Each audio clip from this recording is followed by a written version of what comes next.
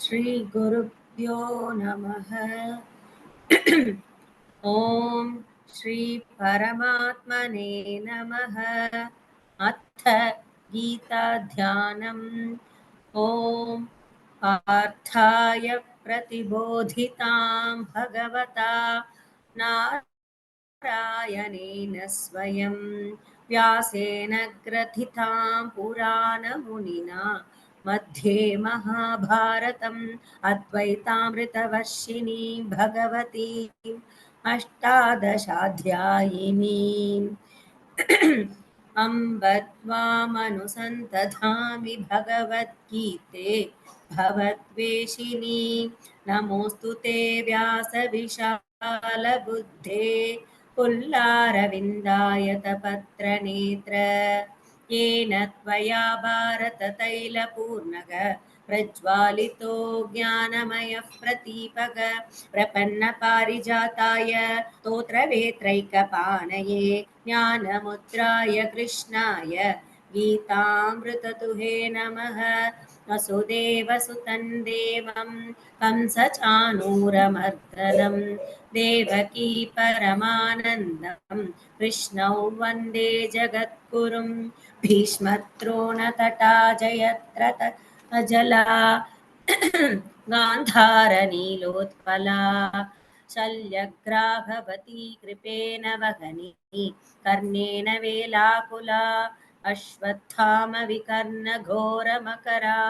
दुर्योधनावर्तिनी सोत्तीर्णा खलु पाण्डवैरननती कैवर्तकः केशवः पाराशर्यवचः सरोजममलं गीतार्थगन्धोत्कटम् नानाख्यानककेसरं हरिकथा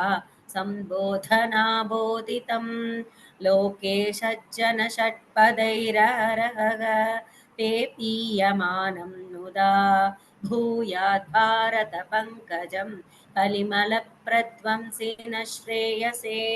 मूकं करोति वाचालं पङ्गुल्लङ्घयते गिरिं यत्कृपातमहौ वन्दे परमानन्दमाधवं। गीताशास्त्रमिदं पुण्यं यः पठेत् प्रयतः पुमान् विष्णोः पदमवाप्नोति भयशोकातिवर्जितः। गीताध्ययनशीलस्य प्राणायामपरस्य च नैव सन्ति हि पापानि पूर्वजन्मकृतानि च मलनिर्मोचनं पुंसां जलस्नानं दिने दिने सकृद्गीताम्भसि स्नानं संसारमलनाशनं। गीतासु गीता कर्तव्या किमन्यैः शास्त्रविस्तरैः या स्वयं पद्मनाभस्य मुखपद्मात् विनिसृता। भारतामृतसर्वस्वं विष्णोर्वक्त्रात् विनिसृतं गीता गङ्गोदकं पीत्वा पुनर्जन्म न विद्यते। सर्वोपनिषतो गावः दोग्धा गोपालनन्दनः पार्थो वत्सः सुधीर्भोक्ता दुग्धं गीतामृतं महत्। एकं शास्त्रं देवकी पुत्रगीतम् एको देवो देवकी पुत्र एव एको मन्त्रस्तस्य नामानि यानि कर्माप्येकन्तस्य देवस्य सेवा। शान्ताकारं भुजगशयनं पद्मनाभं सुरेशं विश्वाधारं गगनसदृशं मेघवर्णं शुभाङ्गं लक्ष्मीकान्तं कमलनयनै योगिभिर्ध्यानम् गम्यं वन्दे विष्णुं भवभयहरं सर्वलोकैकनाथं। यं ब्रह्मा वरुणेन्द्ररुद्रमरुतः स्तुन्वन्ति दिव्यैस्तवैः वेदैः साङ्गपदक्रमोपनिषदैः गायन्ति यं सामगाः ध्यानावस्थिततत्कतेन मनसा पश्यन्ति यै योगिनः यस्यान्तन्न विदुः सुरासुरगणाः। देवाय तस्मै नमः।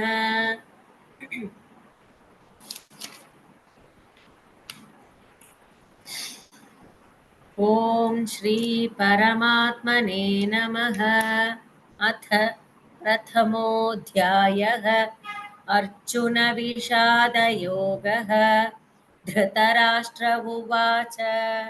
धर्मक्षेत्रे कुरुक्षेत्रे समवेतायुयुत्सवः मामकाः पाण्डवाश्चैव किमकुर्वत सञ्जय। सञ्जय उवाच दृष्ट्वा तु पाण्डवानीकं व्यूढन् दुर्योधनस्तथा आचार्यमुपसङ्गम्य राजा वचनमब्रवीत् पश्यैतां पाण्डुपुत्राणाम् आचार्यमगतीं च मूं व्यूढान् त्रिपदपुत्रेण तव शिष्येन धीमता अत्र शूरा महेश्वासाः भीमार्जुनसमायुधि युयुधानो विराटश्च नृपतश्च महारथः धृष्टकेतुश्चेकितानः काशीराजश्च वीर्यवान् पुरुजित् कुन्तिभोजश्च शैब्यश्च नरपुङ्गवः युधामन्युश्च विक्रान्तः उत्तमौजाश्च वीर्यवान् सौभद्रो द्रौपदेयाश्च सर्व एव महारथाः अस्माकं तु विशिष्टाये तानि बोधद्विजोत्तम नायका मम सैन्यस्य सन्न्यार्थं तान् ब्रवीमि भवान् भीष्मश्च कर्णश्च कृपश्च समितिं च यः अश्वत्थामा विकर्णश्च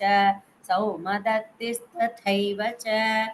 अन्ये च बहवः शूराः मदर्थे त्यक्तजीविताः नानाशस्त्रप्रहरणाः सर्वे युद्धविशारदाः अपर्याप्तं ततस्माकं बलं भीष्माभिरक्षितं पर्याप्तं ऋतमेतेषां बलं भीमाभिरक्षितम् अयनेषु च सर्वेषु यथा भागमवस्थिताः भीष्ममेवाभिरक्षन्तु भवन्तः सर्व एव हि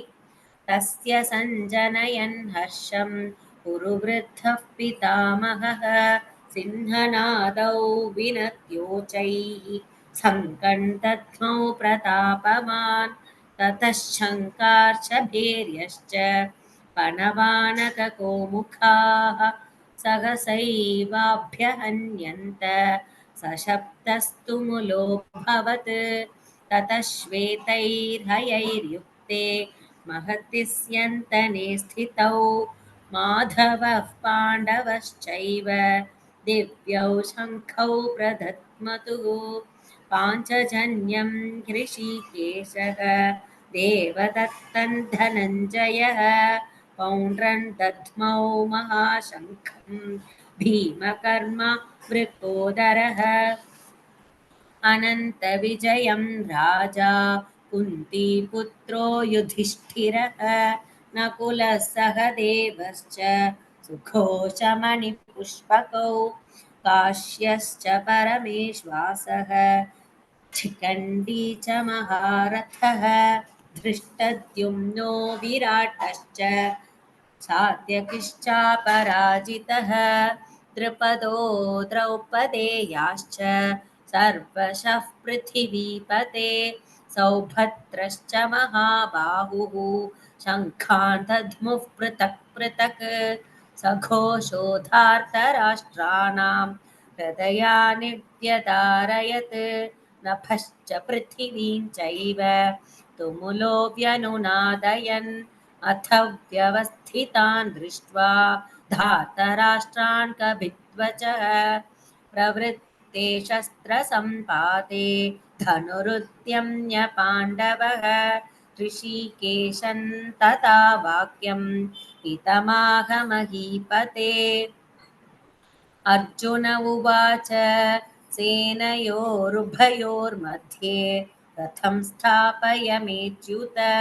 यावदेतान् निरीक्षेऽहं योद्धुकामानवस्थितान् कैर्मया सग योद्धव्यम् अस्मिन् रणसमुद्यमे योत्स्यमानानवेक्षेऽहम् य एतेऽत्र समागताः धार्तराष्ट्रस्य दुर्बुद्धेः युद्धे प्रियचिकीर्षवः। सञ्जय उवाच एवमुक्तो हृषीकेशः गुडाकेशेन भारत सेनयोरुभयोर्मध्ये स्थापयित्वा रथोत्तमम् भीष्मद्रोणप्रमुखतः सर्वेषां च महीक्षिताम् उवेच पार्थ पश्यैतान् समवेतान् कुरूनिति तत्र पश्य स्थितान् पार्थः पितॄनथ पितामहान् आचार्यान् मातुलान् भ्रातॄन् पुत्रान् पौत्रान् सखींस्तथा स्वशुरान् सुहृदश्चैव सेनयोरुभयोरपि तान् समीक्ष्य स कौन्तेयः सर्वान् बन्धूनवस्थितान् कृपया परयाविष्टः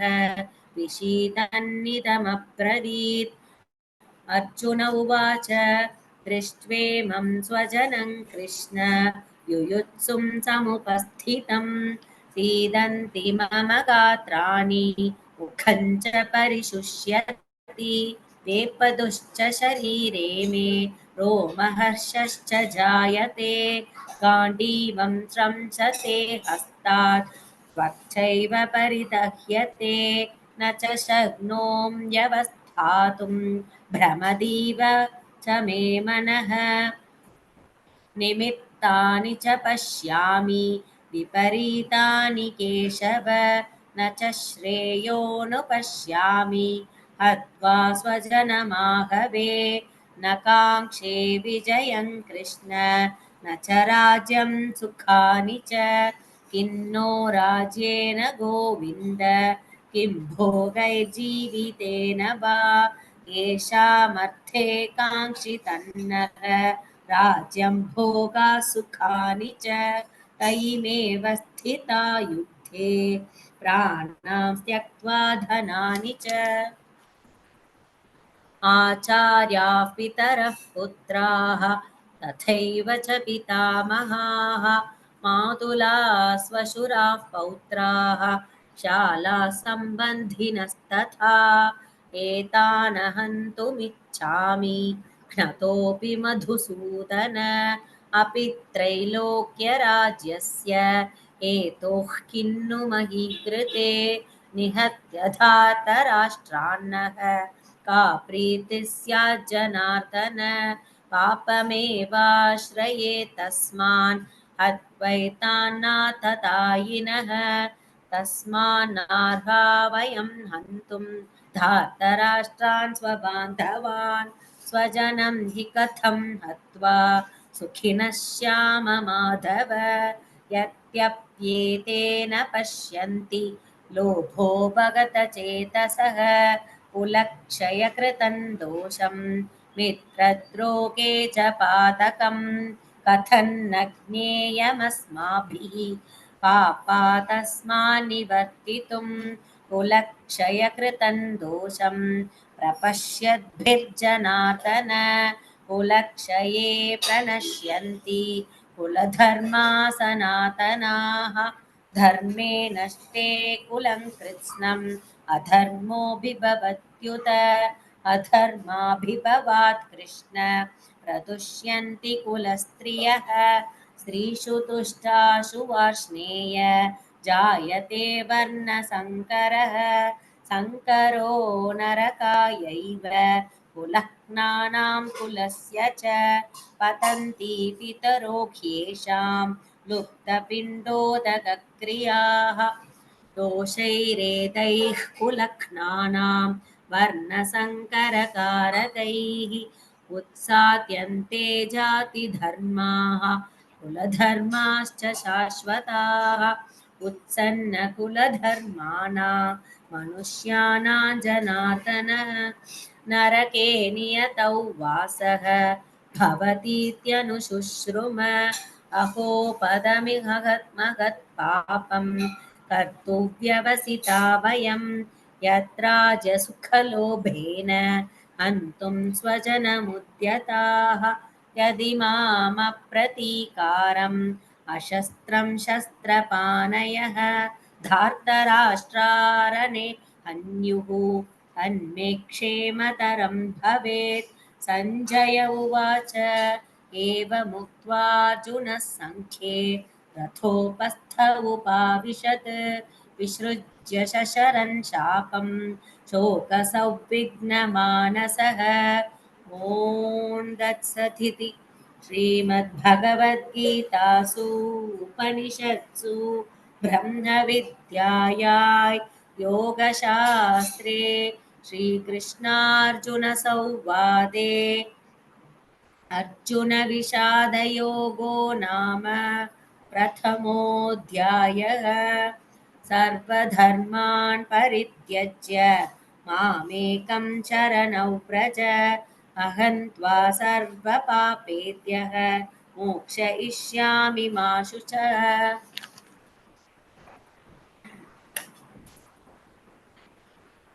ॐ श्री परमात्मने नमः। अथ द्वितीयोऽध्यायः सांख्ययोगः। सञ्जय उवाच तन्तधा कृपयाविष्टम् अश्रुपूर्णाकुलेक्षणं विषीदन्तमिदौ वाक्यम् उवाच मधुसूदन। श्रीभगवानुवाच कुतस्त्वाकश्मलमिदं विषमे समुपस्थितम् अनार्यजुष्टमर्स्वर्ग्यम् अकीर्तिकरमर्जुन क्लैप्यं मास्मकमः पार्थ नैतत्त्वय्युपपद्यते क्षुद्रं हृदय दौर्बल्यं त्यक्त्वोत्तिष्ठ परन्तप। अर्जुन उवाच कथं भीष्ममहं संख्ये द्रोणं च मधुसूदन इषुभिः प्रतियोत्स्यामि पूजार्हा वरिसूदन। गुरून् हत्वा हि महानुभावान् श्रेयो भोक्तुं भैक्ष्यमपीह लोके हत्वार्थकामांस्तु गुरूनिहैव भुञ्जीय भोगान् रुधिरः प्रदिग्धान् न चैतद्विद्मः कदरन्नो गरीयः यत्त्वा जयेम यति वानो जयेयुः यानेव हत्वा न जिजीविषामः देवस्थिताः प्रमुखे धार्तराष्ट्राः कार्पण्यदोषो भगतः स्वभावः पृच्छामि त्वां धर्म सम्मूढचेताः यच्छ्रेयस्यानिश्चितं ब्रूहि तन्मे शिष्यस्तेऽहं चाधिमां त्वां प्रपन्नम् न हि प्रपश्यामि ममापनुद्यात् यच्छोगमुच्छोषणमिन्द्रियाणाम् अवाप्य भूमा वसपत्नमृद्धं राज्यं सुराणाम् अपि चाधिपत्यम्। सञ्जय उवाच एवमुक्त्वा हृषीकेशं गुडाकेशः परन्तप न योत्स्य इति गोविन्दं मुक्त्वा तूष्णीं बभूवः तमुवाच हृषीकेशः प्रहसन्निव भारत सेनयोरुभयोर्मध्ये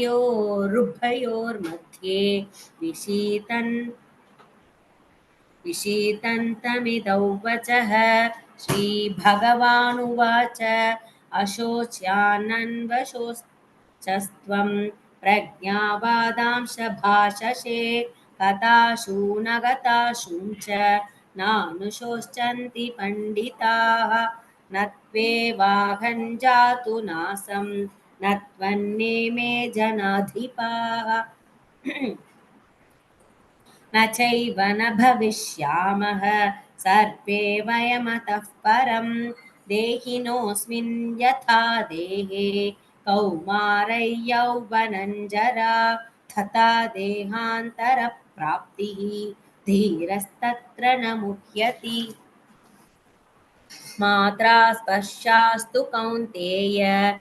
शीतोष्णसुखदुःखताः आगमापायिनो नित्याः तां ततिक्षस्व भारत यं हि न व्यथयन्त्येते पुरुषं पुरुषर्षभ समदुःखसुखं धीरं सोमृतत्वाय कल्पते नासतो विद्यते भावग नाभावो विद्यते सतः उभयोरपि दृष्टोऽन्तः त्वनयोस्तत्त्वदर्शिभिः अविनाशि तु तद्विद्धि येन सर्वमिदं ततं विनाशमव्ययस्यास्य न कश्चित् कर्तुमर्हति अन्तवन्त इमे देहाः नित्यस्योक्ताः शरीरिणः अनाशिनो प्रमेयस्य तस्माद्युध्यस्व भारत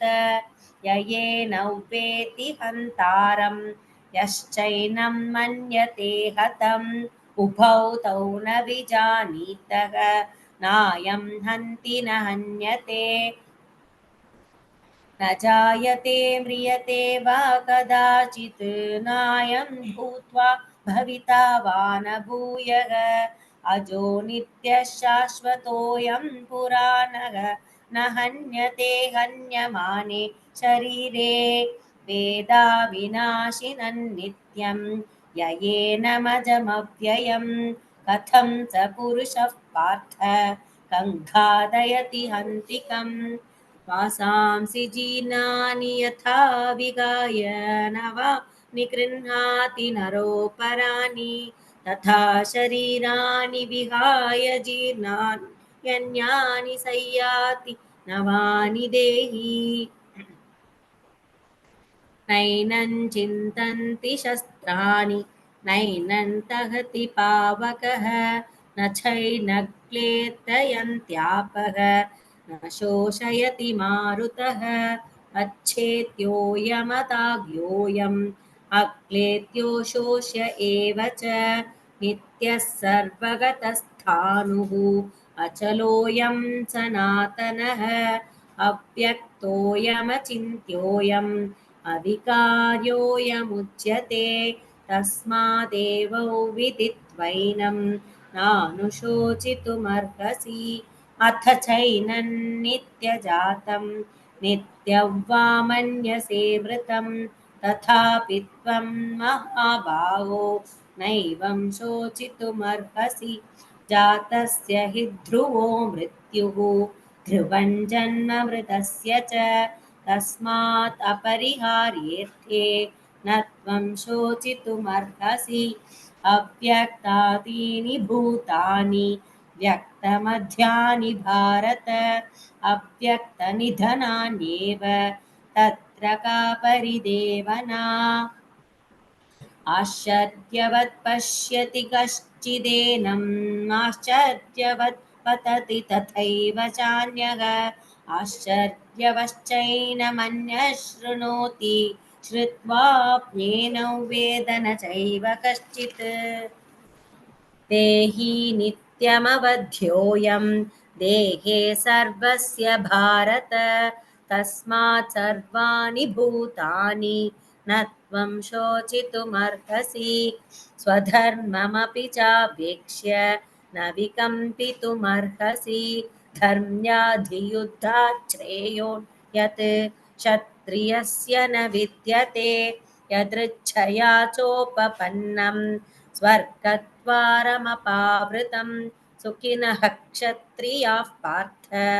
लभन्ते युद्धमीदृशम् अथ चेत्त्वमिमं धर्म्यं सङ्ग्रामन्न करिष्यसि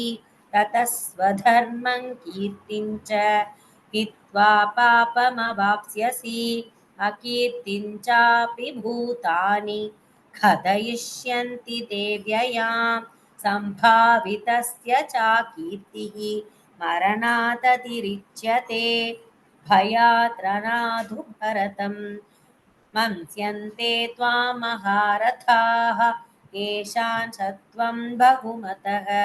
भूत्वा यास्यसि लाघवम् अवास्यवादांश्च बहून् वदिष्यन्ति तवाहिताः निन्दन्तस्तव सामर्थ्यं ततो दुःखतरन्नु किम् अतो वा प्राप्स्यसि स्वर्गं जित्वा वा भोक्ष्यसे महीम् तस्मादुत्तिष्ठ कौन्तेय युद्धाय कृतनिश्चयः सुखदुःखे समे कृत्वा लाभालाभौ जयाजयौ ततो युद्धाय युज्यस्व नैवं पापमवाप्स्यसि एषा देभिहिता साङ्ख्ये बुद्धिर्योगे त्विमां शृणु बुद्ध्या युक्तो यया पार्थ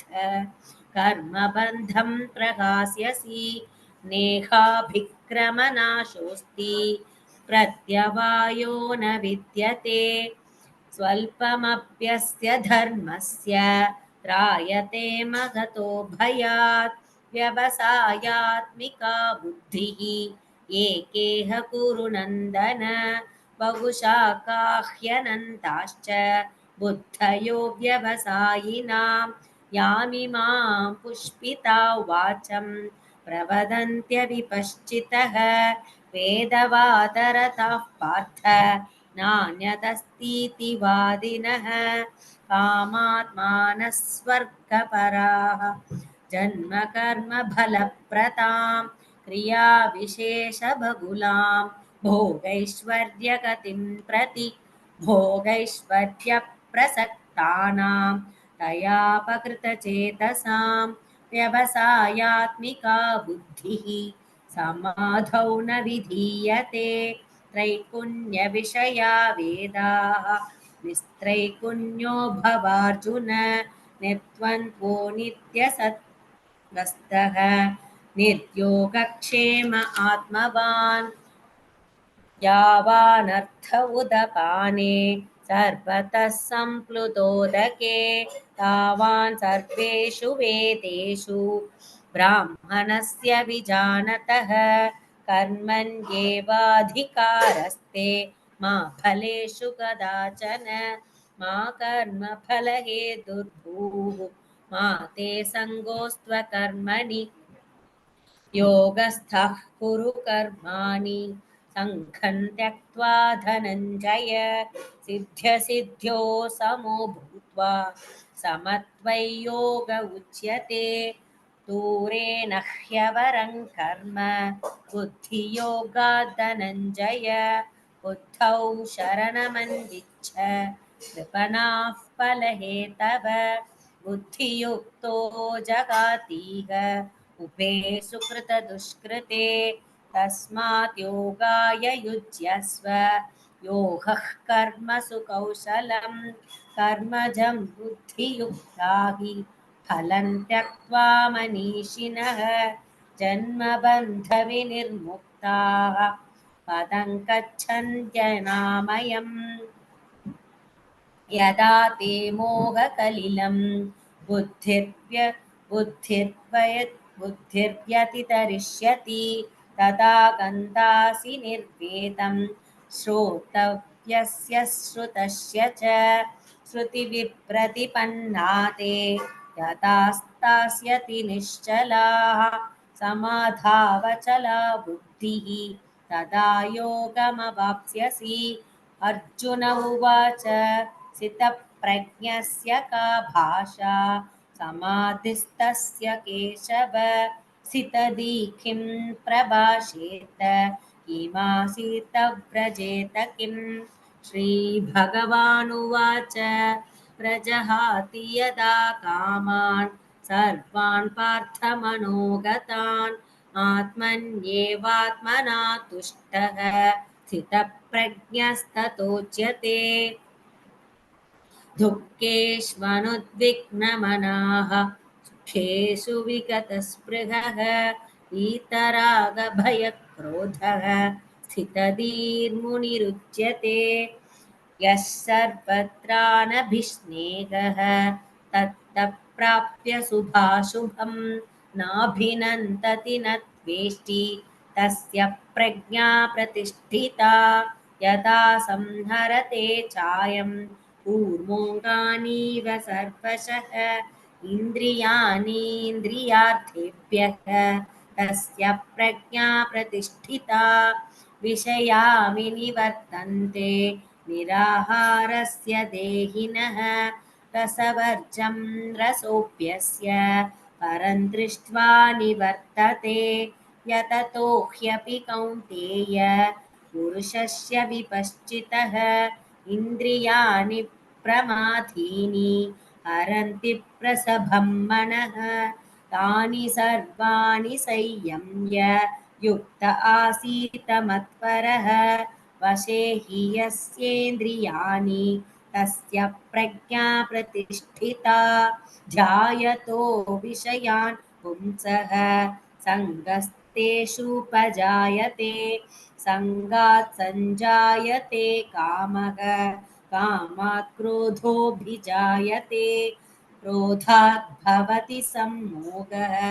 सम्मोहात् स्मृतिविभ्रमः स्मृतिभ्रंशात् बुद्धिनाशः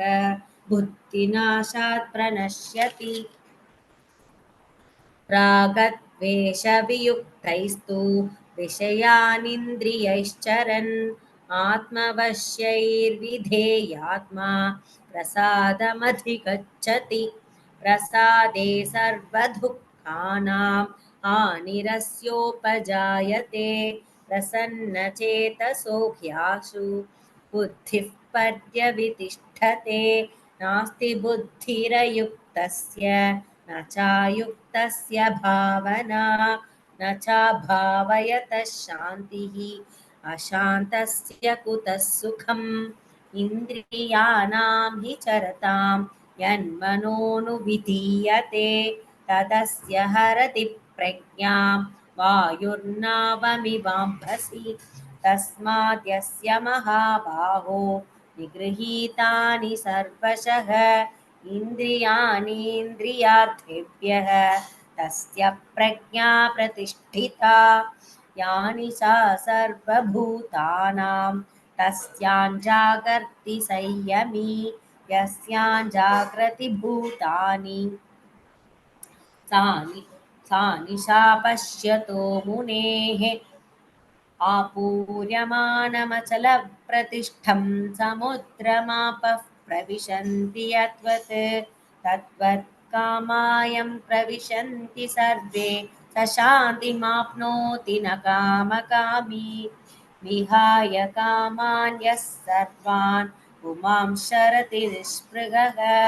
निर्ममो निरहङ्कारः स शान्तिमधिगच्छति एषा ब्राह्मी स्थितिः पार्थ नैनां प्राप्य विमुह्यति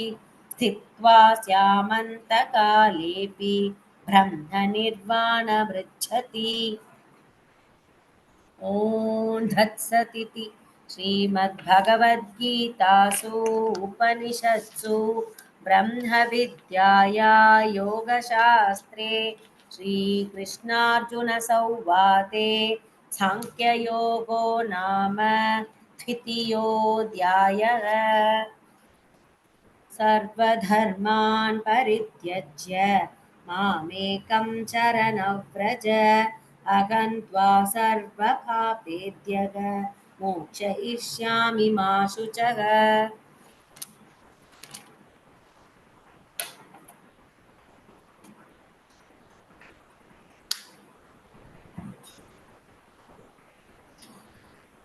ॐ श्री परमात्मने नमः अथ तृतीयोऽध्यायः कर्मयोगः अर्जुन उवाच ध्यायसि चेत् कर्मणस्ते मता बुद्धिर्जनार्दन तत्किं कर्मणि घोरे मां नियोजयसि केशव व्यामिश्रेणेव वाक्येन बुद्धिं मोहयसीव मे ततेकौ वद निश्चित्य येन श्रेयोगमाप्नुयाम् श्रीभगवानुवाच लोकेऽस्मिन् विविधा निष्ठा पुरा प्रोक्ता मया नघ ज्ञानयोगेन साङ्ख्यानां कर्मयोगेन योगिनां न कर्मणामनारम्भात् नैष्कर्म्यं पुरुषोऽश्नुते न च सन्न्यसनादेव सिद्धिं समधिगच्छति न हि कश्चित् क्षणमपि जातु तिष्ठत्य कर्मकृत् कार्यते ह्यवशः कर्म सर्वः प्रकृतिजैर्गुणैः कर्मेन्द्रियाणि संयम्य आस्ते मनसा स्मरन् इन्द्रियार्थान् विमूढात्मा मिथ्याचारः स उच्यते यस्त्विन्द्रियाणि मनसा नियम्यारभतेऽर्जुन कर्मेन्द्रियैः कर्मयोगम् असक्तश्च विशिष्यते नियतं कुरु कर्माणि कर्म त्वं कर्म ज्यायो ह्यकर्मणः शरीरयात्रापि च ते न प्रसिद्ध्येत कर्मणः यज्ञार्थात् कर्मणोऽन्यत्र लोकोऽयं कर्मबन्धनः तदर्थं कर्म कौन्तेय मुक्तसङ्गः समाचर सगयज्ञाः प्रजा सृष्ट्वा पुरोवाच प्रजापतिः अनेन प्रसविष्यध्वम् एष वोस्त्विष्टकामधुक् देवान् भावयतानेन ते देवा भावयन्तु वः परस्परं भावयन्तः श्रेयः परमवाप्स्यतः इष्टान् भोगान् हि वो देवाः दास्यन्ते यज्ञभाविताः तैर्दत्तानप्रदायैभ्यः यो भुङ्क्तेस्तेन एव सः यज्ञशिष्टाशिनः सन्तः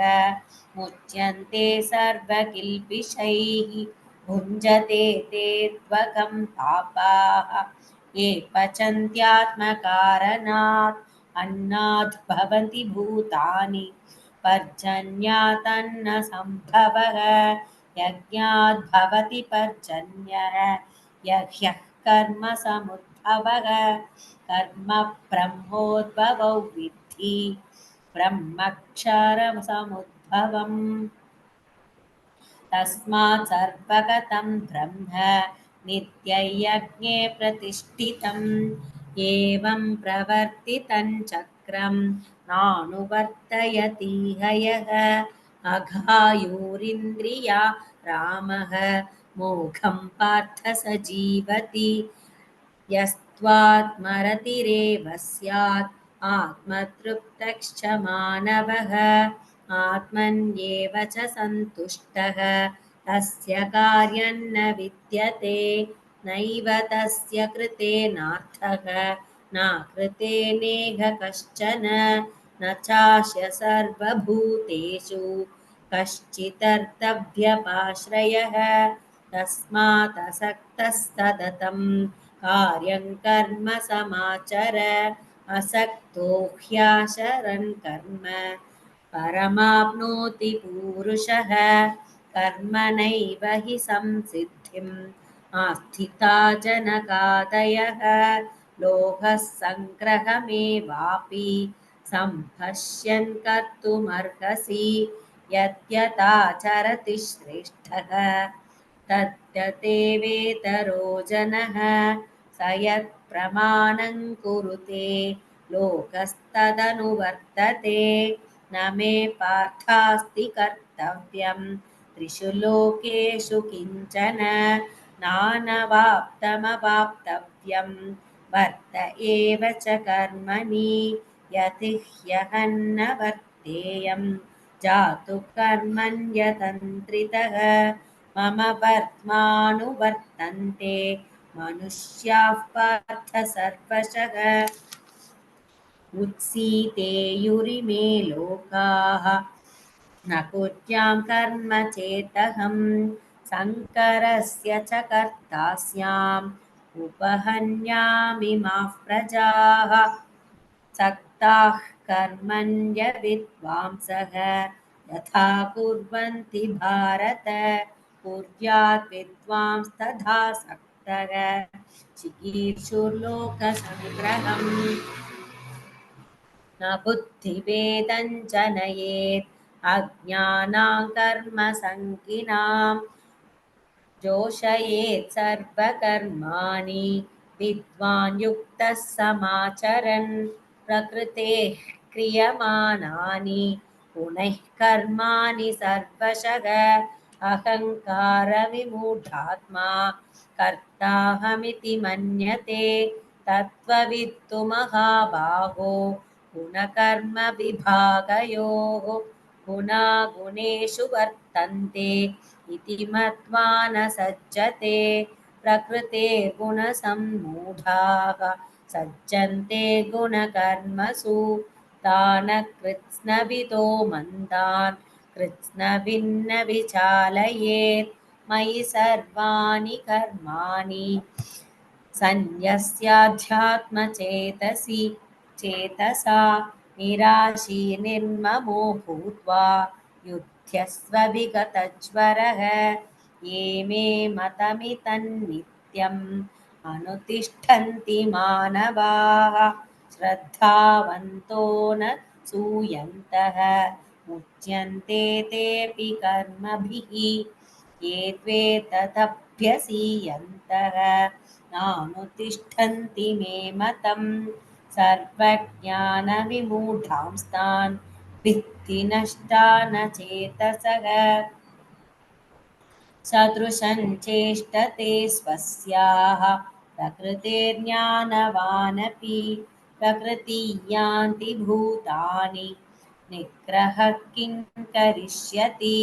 इन्द्रियस्येन्द्रियस्यार्थे रागद्वेषौ व्यवस्थितौ तयोर्न वशमागच्छेत् तौ ह्यस्य परिपन्थिनौ श्रेयान् स्वधर्मो विगुणः परधर्मात् स्वनुष्ठितात् स्वधर्मे निधनं श्रेयः परधर्मो भयावहः अर्जुन उवाच अथ केन प्रयुक्तोऽयं पापञ्चरति पूरुषः अनिच्छन्नपि वाष्णेय फलादिव नियोजितः श्रीभगवानुवाच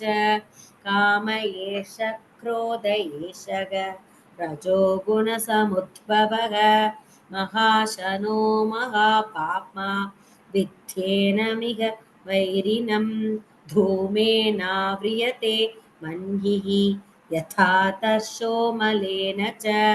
यथोल्बेनावृतो गर्भः तथा तेनेदमावृतम् आवृतं ज्ञानमेतेन ज्ञानिनो नित्यवैरिणा कामरूपेण कौन्तेय दुष्पूरेणानलेन च इन्द्रियाणि मनोबुद्धिः अस्याधिष्ठानमुच्यते एतैर्विमोहयत्यो येषः ज्ञानमावृत्य देहिनं तस्मात् त्वमिन्द्रियाण्यादौ नियम्य भरतर्षभ पाप्मानं प्रजहिह्येनं ज्ञानविज्ञाननाशनम् इन्द्रियाणि पराण्याहुः इन्द्रियेभ्यः परं मनः मनसस्तु परा बुद्धिः यो बुद्धेः परतस्तु सः एवं बुद्धेः परं बुद्ध्वा संस्तभ्यात्मानमात्मना जहि शत्रुं महाभावो कामरूपं दुरासतम् ॐ तत्सदिति श्रीमद्भगवद्गीतासु उपनिषत्सु ब्रह्मविद्यायां योगशास्त्रे श्रीकृष्णार्जुनसंवादे कर्मयोगो नाम तृतीयोऽध्यायः सर्वधर्मान् परित्यज्य मामेकं शरणं व्रज अहं त्वा सर्वपापेभ्यः मोक्षयिष्यामि मा शुचः।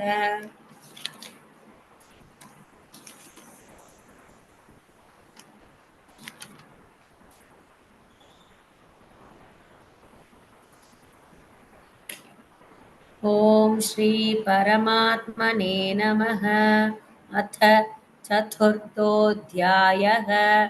ज्ञानकर्मसन्न्यासयोगः। श्रीभगवानुवाच इमौ विवस्वते योगं प्रोक्तवानहमव्ययम् विवस्वान्मनवे प्राह मनुरिक्ष्वाकवे ब्रवीत् एवं परम्परा प्राप्तम्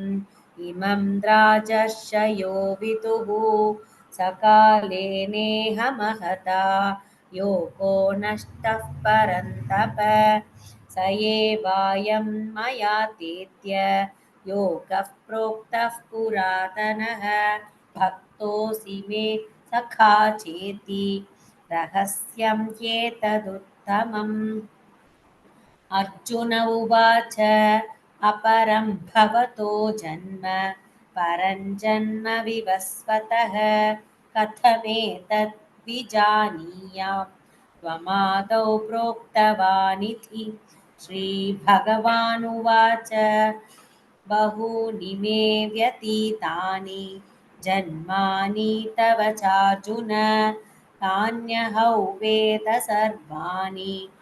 न त्वौ वेत्थ परन्तप अजोऽपि सन्नव्ययात्मा भूतानामीश्वरोऽपि सन् प्रकृतिं स्वामधिष्ठाय सम्भवाम्यात्ममायया यदा यदा हि धर्मस्य ग्लानिर्भवति भारत अभ्युत्थानमधर्मस्य तदात्मानं सृजाम्यहम् परित्राणाय साधूनां विनाशाय च दुष्कृतां धर्मसंस्थापनार्थाय सम्भवामि युगे युगे जन्म कर्म च मे दिव्यम् एवं यो वेति तत्त्वतः त्यक्त्वा देहं पुनर्जन्म नैति मामेति सोऽर्जुन वीतरागभयक्रोधाः मन्मया मामुपाश्रिताः बहवो ज्ञानतपसा भूता मद्भावमागताः ये यथा मां प्रपद्यन्ते तांस्तथैव भजाम्यहम् मम वर्त्मानुवर्तन्ते मनुष्याः पार्थ सर्वशः काङ्क्षन्तः कर्मणां सिद्धिं यजन्त इह देवताः क्षिप्रं हि मानुषे लोके सिद्धिर्भवति कर्मजा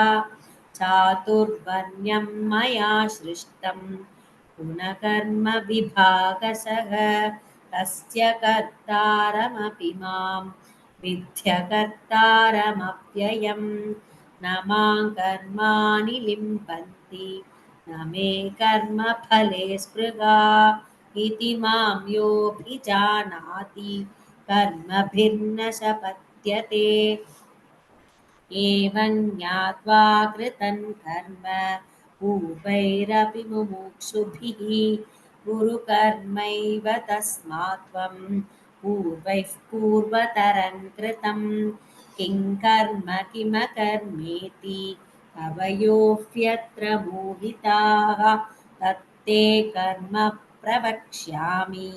यज्ञात्वा मोक्षये शुभात् कर्मणो ह्यपि बोद्धव्यं च विकर्मणः अकर्मणश्च बोद्धव्यं गहना कर्मणो गतिः कर्मण्यकर्म यः पश्येत् अकर्मणि च कर्म यः स बुद्धिमान् मनुष्येषु स युक्तः कृत्स्नकर्मकृत् यस्य सर्वे समारम्भाः कामसङ्कल्पवर्जिताः ज्ञानाग्निदग्धकर्माणं तमाहुः पण्डितं बुधाः त्यक्त्वा कर्मफलाशङ्कं नित्यतृप्तो निराश्रयः कर्मण्यभिप्रवृत्तोऽपि नैव किञ्चित् करोति सः निराशीर्यत चित्तात्मा त्यक्तसर्वपरिग्रहः शारीरं केवलं कर्म कुर्वन्नाप्नोति किल्बिषं यदृच्छालाभसन्तुष्टः द्वन्द्वातीतो विमत्सरः समसिद्धावसिद्धौ च कृत्वापि न निबध्यते गतसङ्गस्य मुक्तस्य ज्ञानावस्थितचेतसः यज्ञायाचरतः कर्म समग्रं प्रविलीयते ब्रह्मार्पणं ब्रह्महविः ब्रह्माग्नौ ब्रह्मणाहुतं ब्रह्मैव तेन गन्तव्यं ब्रह्मकर्म समाधिना दैवमेवापरे यज्ञं योगिनः पर्युपासते ब्रह्माज्ञावपरे यज्ञं यज्ञेनैवोपजुह्वति श्रोत्रादीनीन्द्रियाण्यन्ये संयमाग्निषु जुह्वति शब्दादीन् विषयान्यन्ये इन्द्रियाग्निषु जुह्वति सर्वाणीन्द्रियकर्माणि प्राणकर्माणि चापरे आत्मसंयमयोगाग्नौ जुह्वति ज्ञानदीपिते द्रव्ययज्ञास्तपोयज्ञाः योगयज्ञास्तथा परे स्वाध्यायज्ञानयज्ञाश्च यतयः संशितव्रताः अपाने जुह्वति प्राणं प्राणे पानं तथा परे प्राणापानहदीरुत्वा प्राणायामपरायणाः अपरे नियताहाराः प्राणान् प्राणेषु जुह्वति सर्वेऽप्येते यज्ञविदः यज्ञक्षपितकल्मषाः यज्ञशिष्टामृतभुजः यान्ति ब्रह्म सनातनं नायल्लोकोऽस्त्ययज्ञस्य कुतोऽन्यः कुरु सत्तम एवं बहुविधा यज्ञाः विदता ब्रह्मणो मुखे कर्मजान् विद्धितान् सर्वान् एवं ज्ञात्वा विमुच्यसे श्रेयान् द्रव्यमयात् यज्ञात् ज्ञानयज्ञः परन्तप सर्वं कर्माखिलं पार्थ ज्ञाने परिसमाप्यते तद्विद्धि प्रणिपातेन परिप्रश्नेन सेवया उपदेक्ष्यन्ति ते ज्ञानं ज्ञानिनस्तत्त्वदर्शिनः यज्ञात्वा न पुनर्मोहम् एवै यास्यसि पाण्डव येन भूतान्यशेषेण द्रक्ष्यस्यात्मन्यथो मयि अपि चेदसि पापेभ्यः सर्वेभ्यः पापकृत्तमः ज्ञानप्लवेनैव वृजिनं सन्तरिष्यसि यथैधांसि समिद्धोऽग्निः भस्मसात् कुरुतेऽर्जुन ज्ञानाग्निः सर्वकर्माणि भस्मसात् कुरुते तथा न हि ज्ञानेन सदृशं पवित्रमिह विद्यते तत्स्वयं योगसंसिद्धः कालेनात्मनि विन्दति श्रद्धावान् लभते ज्ञानं तत्परः संयतेन्द्रियः ज्ञानं लब्ध्वा परां शान्तिम् अचिरेणाधिगच्छति अज्ञः शास्त्रतधानश्च संशयात्मा विनश्यति नायल्लोकोऽस्ति न परः न सुखं संशयात्मनः योगसन्न्यस्तकर्माणं ज्ञानसञ्छिन्नसंशयम् आत्मवन्तन्न कर्माणि निबध्नन्ति धनञ्जय तस्मात् अज्ञानसम्भूतं हृत्स्थं ज्ञानासिनात्मनः छित्त्वैनं संशयैर्योगम् तिष्ठोत्तिष्ठ भारत। ॐ तत्सदिति श्रीमद्भगवद्गीतासु उपनिषत्सु ब्रह्मविद्याया योगशास्त्रे श्रीकृष्णार्जुनसंवादे ज्ञानकर्मसन्न्यासयोगो नाम चतुर्थोऽध्यायः। सर्वधर्मान् परित्यज्य मामेकं शरणं व्रज अहं त्वा सर्वपापेभ्यः मोक्षयिष्यामि मा शुचः। ॐ श्री परमात्मने नमः। अथ पञ्चमोऽध्यायः कर्मसन्न्यासयोगः। अर्जुन उवाच सन्न्यासं कर्मणां कृष्ण पुनर्योगं च संशसि यच्छ्रेययेतयोरेकं तन्मे ब्रूहि सुनिश्चितम्। श्रीभगवानुवाच सन्न्यासः कर्मयोगश्च निःश्रेयसकरा उभौ तयोस्तु कर्मसन्न्यासात् कर्मयोगो विशिष्यते येन स नित्यसन्न्यासी यो न द्वेष्टि न काङ्क्षति निर्द्वन्द्वो हि महाभागो सुखं बन्धात् प्रमुच्यते। साङ्ख्ययोगौ पृथक् बालाः प्रवतन्ति न पण्डिताः एकमप्यास्थितः सम्यक् उभयोर्विन्दते फलम्। यत्साङ्ख्यैः प्राप्यते तत्तानं तद्योगैरपि गम्यते एकं साङ्ख्यं च योगं च यः पश्यति स पश्यति सन्न्यासस्तु महाभागो दुःखमाप्तुमयो गतः योगयुक्तो मुनिर्ब्रह्म न चिरेणाधिगच्छति योगयुक्तो विशुद्धात्मा विजितात्मा जितेन्द्रियः सर्वभूतात्मभूतात्मा कुर्वन्नपि न लिप्यते नैव किञ्चित् करोमीति युक्तो मन्येत तत्त्ववित् पश्यन् शृण्वन् शृपन् जिघ्रन् अश्नन् गच्छन् स्वपन् स्वशन् प्रलपन् विसृजन् गृह्णन् उन्मिषन् निमिषन्नपि इन्द्रियाणीन्द्रियार्थेषु वर्तन्त इति धारयन् ब्रह्मण्याधाय कर्माणि सङ्घं त्यक्त्वा करोति यः लिप्यतेन स पापेन पद्मपत्रमिवाम्भसा कायेन मनसा बुद्ध्या केवलैरिन्द्रियैरपि योगिनः कर्म कुर्वन्ति सङ्घं त्यक्त्वात्मशुद्धये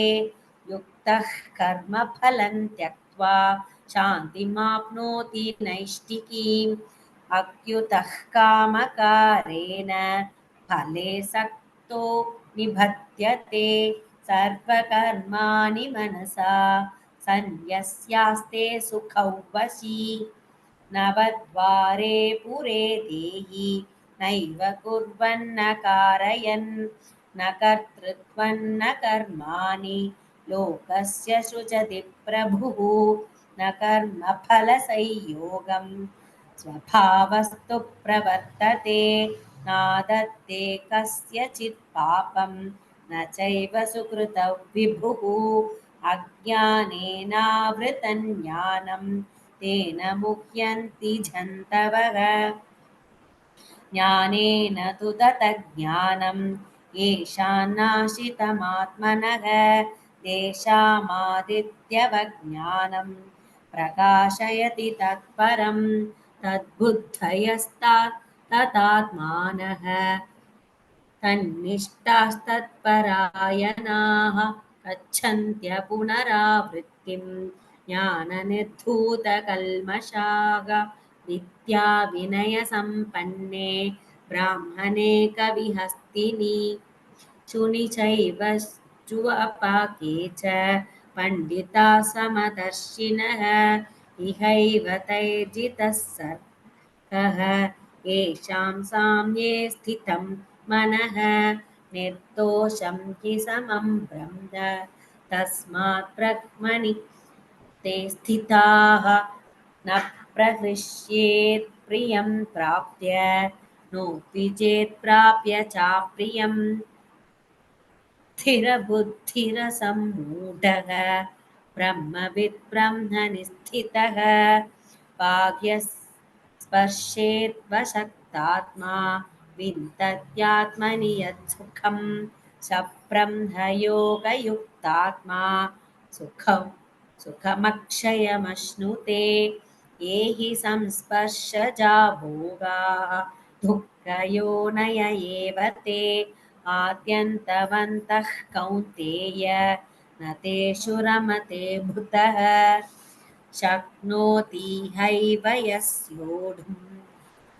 प्राक्शरीरविमोक्षणात् कामक्रोधोद्भवौ वेगं स युक्तः स सुखी नरः योऽन्तः सुखोऽन्तरारामः तथान्तर्ज्योतिरेव यः स योगी ब्रह्मनिर्वाणं ब्रह्मभूतोऽधिगच्छति लभन्ते ब्रह्मनिर्वाणं वृक्षयः क्षीणकल्मषाः छिन्नद्वैधा यतात्मानः सर्वभूतहिते रताः कामक्रोधवियुक्तानां यतीनायतचेतसाम् अभितो ब्रह्मनिर्वाणं वर्तते विदितात्मनां स्पर्शान् कृत्वा बहुर्बाह्यान् चक्षुश्चैवान्तरे भ्रुवोः प्राणापानौ समौ कृत्वा नासाभ्यन्तरचारिणौ यतेन्द्रियमनोबुद्धिः मुनिर्मोक्षपरायणः विगतेच्छाभयक्रोधः यः सदा मुक्त एव सः भोक्तारयज्ञतपसां सर्वलोकमहेश्वरं सुकृतं सर्वभूतानां ज्ञात्वा मां शान्तिमृच्छति ॐ तत्सदिति श्रीमद्भगवद्गीतासु उपनिषत्सु ब्रह्मविद्यायां योगशास्त्रे श्रीकृष्णार्जुनसंवादे सन्न्यासयोगो नाम पञ्चमोऽध्यायः सर्वधर्मान् परित्यज्य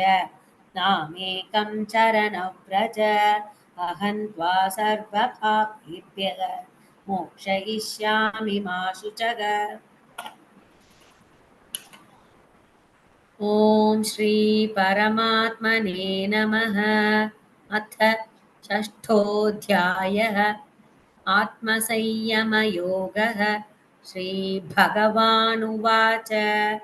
अनाश्रितः कर्मफलं कार्यं कर्म करोति यः स सन्न्यासी च योगी च न निरग्निर्न चाक्रियः यं सन्न्यासमिति प्राहुः योगन्तं विद्धि पाण्डव न ह्यसन्न्यस्तसङ्कल्पः योगी भवति कश्चन आरुरुक्षोर्मुनेर्योगं कर्मकारणमुच्यते योगारूढस्य तस्यैव शमः कारणमुच्यते यथा हीनेन्द्रियार्थेषु न कर्मस्वनुषज्जते सर्वसङ्कल्पसन्न्यासी योगारूढस्ततोच्यते उद्धरेतात्मनात्मानं नात्मानमवसादयेत् आत्मैव ह्यात्मनो बन्धुः आत्मैव रिपुरात्मनः बन्धुरात्मात्मनस्तस्य येनात्मैवात्मना जितः अनात्मनस्तु शत्रुत्वे वर्तेतात्मैव शत्रुवत् जितात्मनः प्रशान्तस्य परमात्मा समाहितः शीतोष्णसुखदुःखेषु तथा मानापमानयोः ज्ञानविज्ञानतृप्तात्मा कूटस्थो विजितेन्द्रियः युक्त इत्युच्यते योगी समलोष्टाश्म काञ्चनः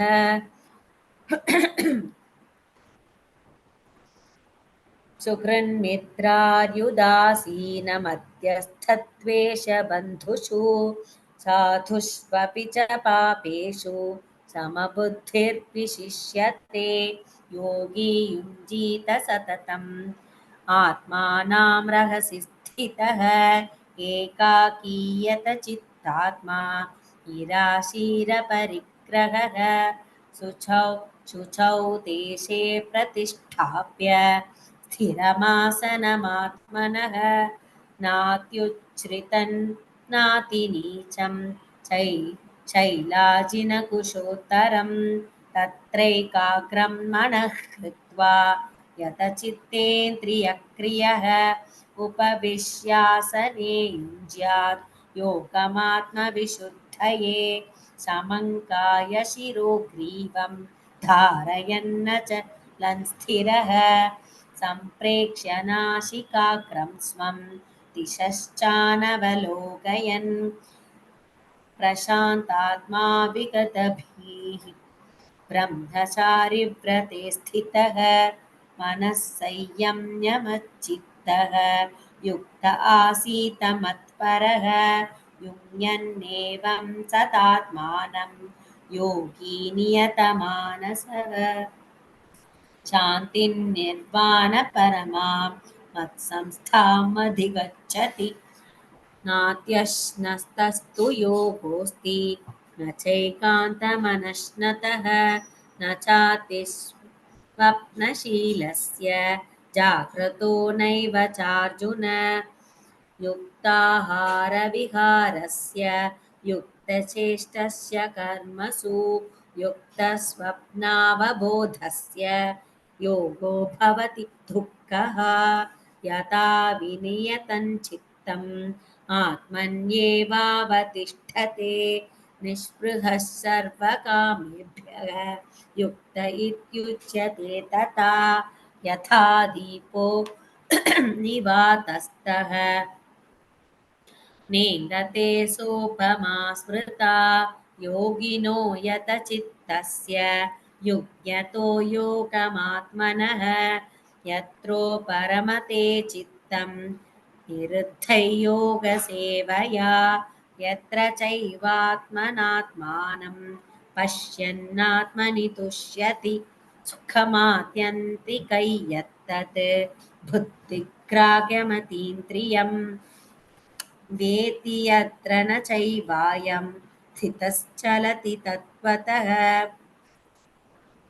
यल्लब्ध्वा चापरल्लाभं मन्यते नाधिकं ततः यस्मिन् स्थितो न दुःखेन गुरुणापि विचाल्यते तौ विद्या दुःखसंयोगवियोगयोगसंज्ञितं स निश्चयेन योक्तव्यः योगो निर्विण्णचेतसा सङ्कल्पप्रभवान् कामान् त्यक्त्वा सर्वान् शेषतः मनसैवेन्द्रियग्रामं विनियम्य समन्ततः शनैः शनैरुपरमेत् बुद्ध्या धृतिगृहीतया आत्मसंस्थं मनः कृत्वा न किञ्चिदपि चिन्तयेत् यतो यतो निश्चरति मनश्चञ्चलमस्थिरं ततस्ततो नियम्यैतत् आत्मन्येव वशन्नयेत् प्रशान्तमनसं ह्येनं योगिनं सुखमुत्तमम् उपैति शान्तरजसं ब्रह्मभूतमकल्मषं युञ्जन्नेवं सतात्मानं योगी विगतकल्मषः सुखेन ब्रह्म संस्पर्शम् अत्यन्तं सुखमश्नुते सर्वभूतस्थमात्मानं सर्वभूतानि चात्मनि ईक्षते योगयुक्तात्मा सर्वत्र समदर्शनः यो मां पश्यति सर्वत्र सर्वक्षमयि पश्यति तस्याहं न प्रणश्यामि स च मे न प्रणश्यति सर्वभूतस्थितै यो मां भजत्येकत्वमास्थितः सर्वधा वर्तमानोऽपि स योगी मयि वर्तते आत्मौपम्येन सर्वत्र समं पश्यति योऽर्जुन सुखौ वा यति वा दुःखं स योगी परमो मतः अर्जुन उवाच योऽयं योगस्त्वया प्रोक्तः साम्येन मधुसूदन एतस्याहं न पश्यामि चञ्चलत्वात् स्थितं स्थिराम् चञ्चलं हि मनः कृष्ण प्रमाथिफलवद्धृतं तस्याहं निग्रहं मन्ये वायोरिव सुदुष्करं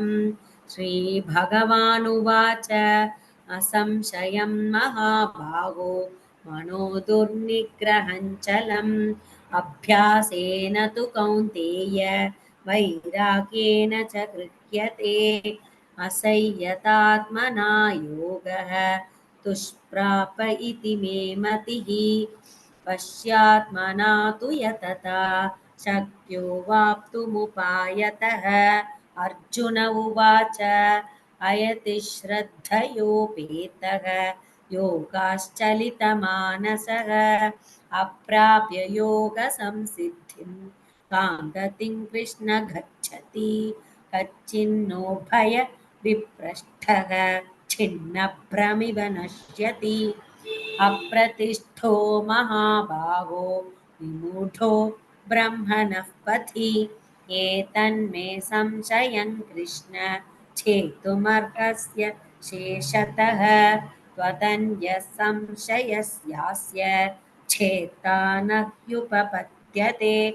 श्रीभगवानुवाच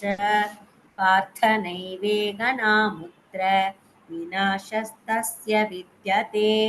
न हि कल्याणकृत् कश्चित् दुर्गतिं तात गच्छति प्राप्य पुण्यकृता लोकान् उषित्वा शाश्वती समाः तुषीणां श्रीमतां गेहे योगभ्रष्टोऽभिजायते अथवा योगिनामेव कुले भवति धीमताम् एतद्धि दुर्लभतरं लोके जन्म यदीदृशम् तत्र तं बुद्धिसंयोगं लभते पौर्वदेहिकं यतते च ततो भूयः संसिद्धौ कुरु नन्दन पूर्वाभ्यासेन तेनैव क्रियते ह्यवसोऽपि सः ज्ञानासुरपि योगस्य सप्तब्रह्मादिवर्तते प्रयत्नात्यतमनानस्तु योगी संशुद्धकिल्बिषः अनेकजन्मसंसिद्धः ततो याति परां गतिं तपस्विभ्योऽधिको योगी ज्ञानिभ्योऽपि मतोऽधिकः कर्मभिप्यश्चाधिको योगी तस्मात् योगी भवार्जुन योगिनामपि सर्वेषां मद्गतेनान्तरात्मना श्रद्धावान् भजते यो मां समे युक्ततमो मतः श्री ॐ तत्सदिति श्रीमद्भगवद्गीतासु उपनिषत्सु ब्रह्मविद्याया योगशास्त्रे श्रीकृष्णार्जुनसंवादे आत्मसंयमयोगो नाम षष्ठोऽध्यायः। सर्वधर्मान् परित्यज्य मामेकं शरणं व्रज अहं त्वा सर्वपापेभ्यः मोक्षयिष्यामि मा शुचः। धन्यवादः।